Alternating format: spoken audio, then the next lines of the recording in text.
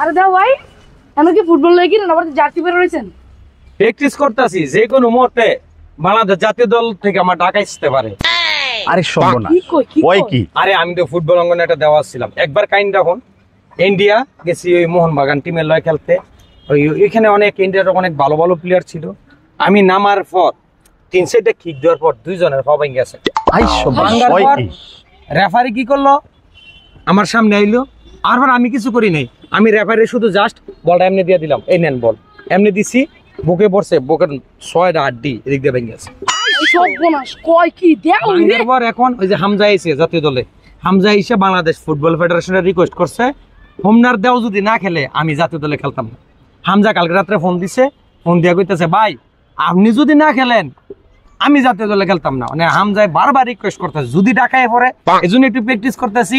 গত বছর শোন যখন ইন্ডিয়া আমার নিষেধ করে দিল, আমি আর ইন্ডিয়া খেলতে পারবো না, মানুষের হাত হবে গেলাই, আমি গোপনে একটু দাড়ি মোছ বড় করিয়া চায়না গেছিলাম খেলতে। চায়না গিয়া শুট মারছি, গোলপোস্ট ভাঙ্গা দর্শক গ্যালারি পড়ছে, ওইরা 9 জন দর্শক মারা গেছে, 9 জন।